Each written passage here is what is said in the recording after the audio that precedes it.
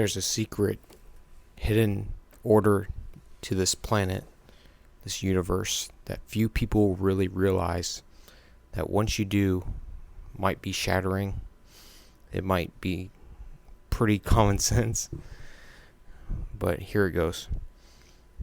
Life and death, chaos and order, Hades and Zeus, Jupiter, Pluto, God, the devil, whatever you want to call them, are best friends, right? They depend on each other. Without life, there can be no death. Without death, life cannot sustain itself. It's a very well kept bond, a bond of trust and dependency, but you just don't see them talking at parties very often or mingling because they can't. They depend on each other too much. They can't get along too well, but they need each other.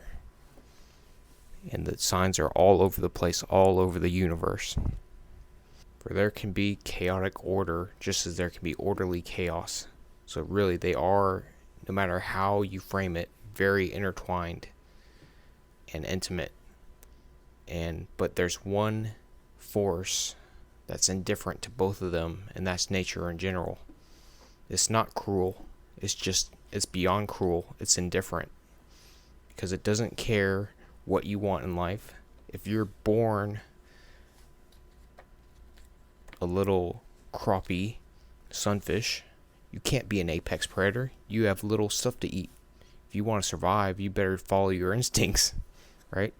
If you're born a tiger muskellunge, you better be a adept ambush predator. If you're born I got a fish book here, just making examples. A whale shark, you better filter feed. And that's just the part of the universe. We think we're put in the universe, but actually we spawn out of it. Because we don't get to choose when we were born or where. We can move around a little bit. We can follow our intuitions and base decisions on the best evidence and what seemed to work in the past. But really, is anybody absolutely free from their mind? I think not. And that's a fact of life, that there's always going to be limitations. So why would you frame the world and expect it to be a certain way? Because you don't know how you're best going to enjoy it. In fact, when you do frame too many expectations, chances are, even if it meets your lofty goals, lofty sights, it's content. You feel contentment at best. It's when you're surprised, you realize things, and you discover and learn how wide, spacious, full of joy this life can be. That's where you find the sunshine. And it can really be appreciated by going deep into the abyss, into the voids. That's where the sunshine shines all the clearer.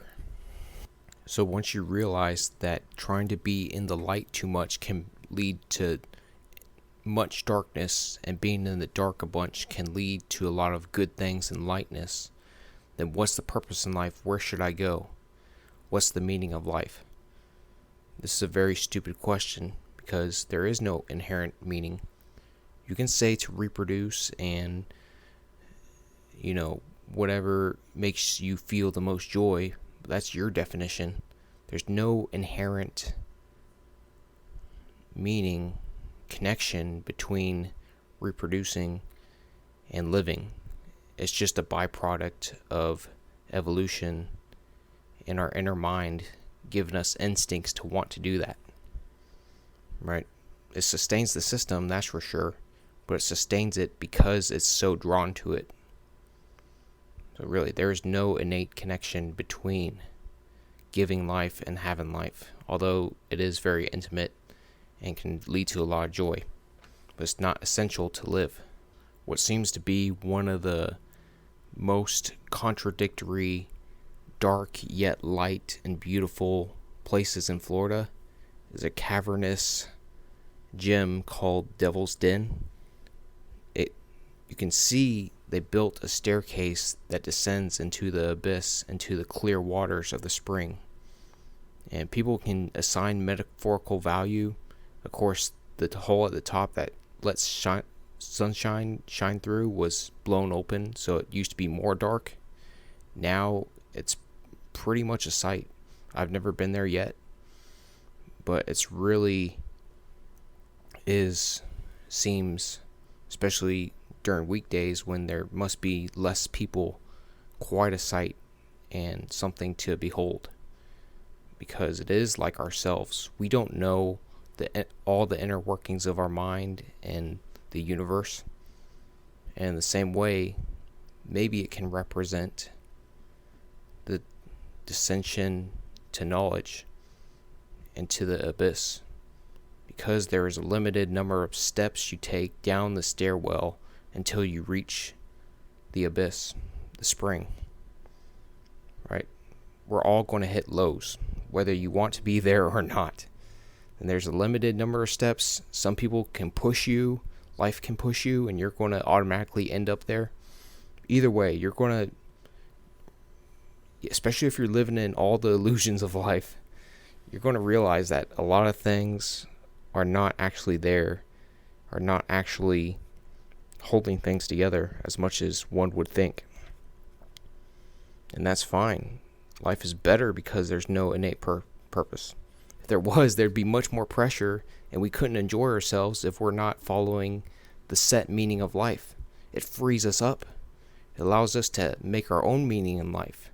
And that's much preferable than there being one or two ways to definitely live life, right? It is chaotic, but it is also orderly, because we are order and chaos, right? We're our environment. We depend on our environment. And if the environment didn't exist, we wouldn't ever exist. So we depend on food, water, safety, shelter. Without any of those things, we'll lose our sanity, lose our holiness, lose everything we consider to be ourselves. So we are the environment, and that's fine. But when we estrange ourselves and think we are distinct from the universe, it only brings us pain, and we don't feel like we fit in. We don't see how we're connected with every other human being, life form, our environment. It's spiritually connected to us. It's not distinct. Just because we're not literally attached to the ground like a plant is, doesn't mean we aren't intimately connected with nature and everything around us. We constantly interact with it, whether we want to or not. Whether we want to live in our fictions, live in our delusions, doesn't matter. We live in the here and now. The past doesn't exist. The future may never exist. It helps to act like it's coming, but you never know for sure, right? It's not here. You don't know how long you're going to live, and that's fine.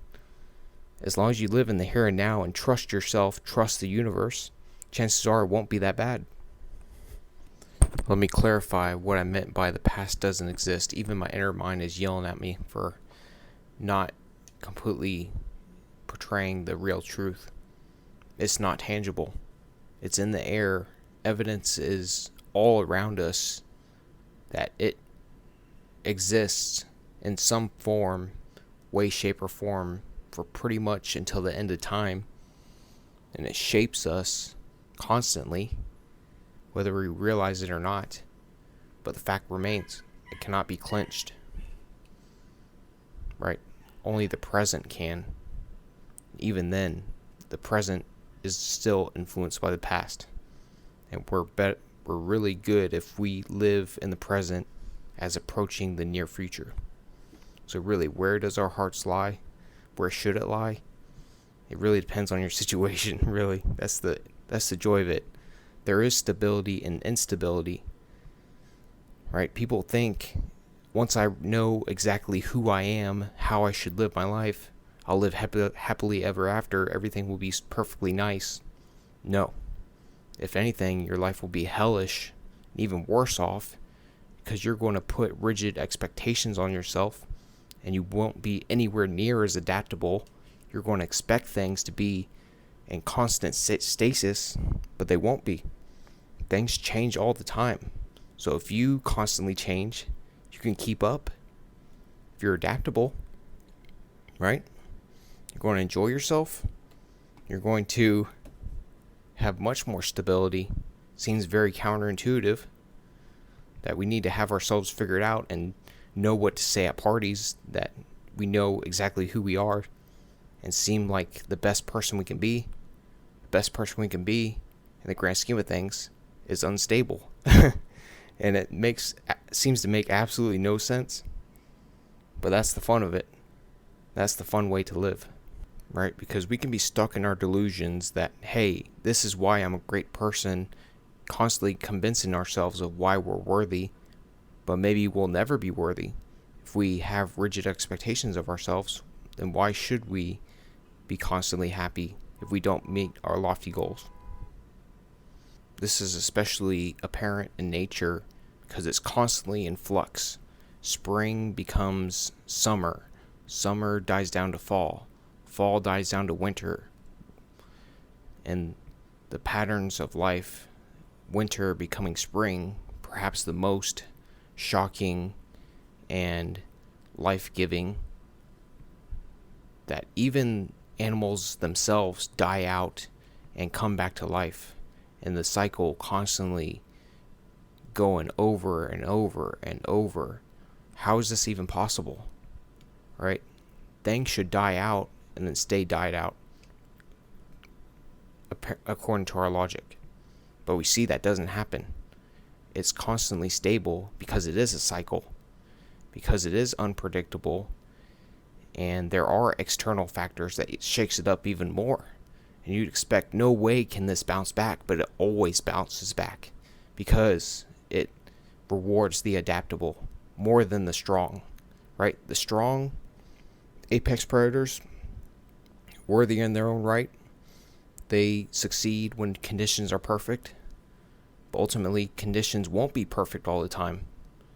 So it really rewards the adaptable and the ones that can enjoy the sunshine and the storms, right?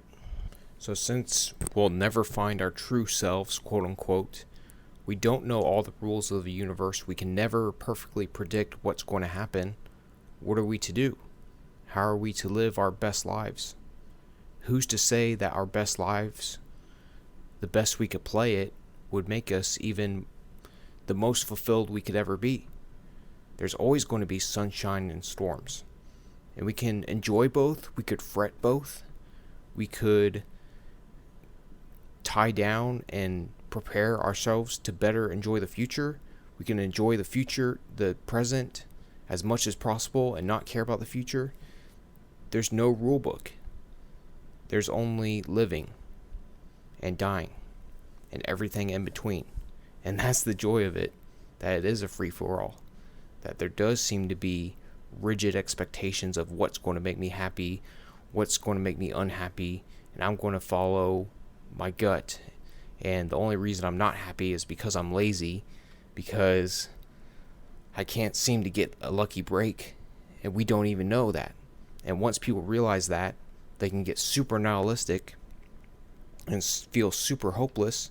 Actually, it makes it much sunnier, because we never know when good fortune and good realizations and good living are going to come our way.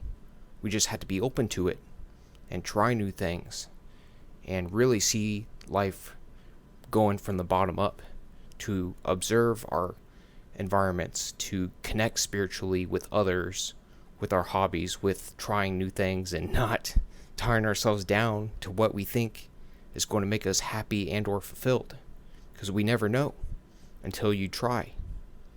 And that's the fun of it, more than I'm going to have regrets forever because I didn't take advantage of it when I was 25. Like, who cares? You are as young as you'll ever be right now. Even when you're listening to this 5 years from now, 20 years from now, doesn't matter. The only thing that really matters is right now and tomorrow.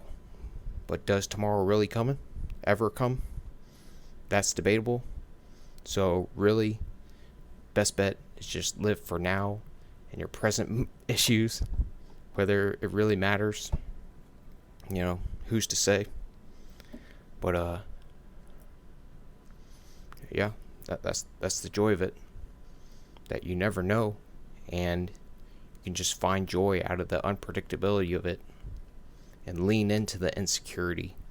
Don't feel ashamed of your insecurity, because ultimately it provides stability, because you're more adaptable and you're more willing to change. And change is always coming. Change is always here, and suffering is always here. The more we accept it, the more open we are to new things and more joy, right? And I know what many people are thinking or feeling. I don't want to let go. I don't want to have all this chaos and everything's just going to fall apart. How do you know it's going to be painful? Maybe it could be more liberating.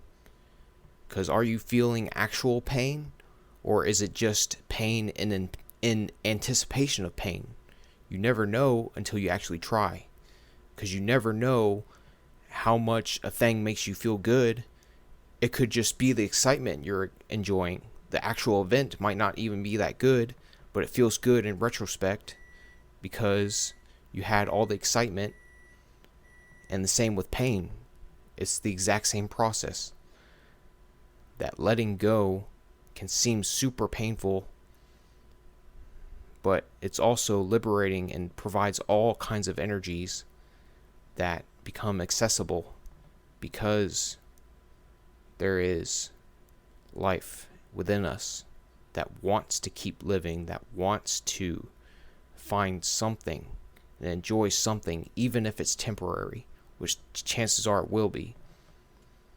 Right? We try to hold on and to squeeze all the juice out of something, but in the process, it becomes meaningless.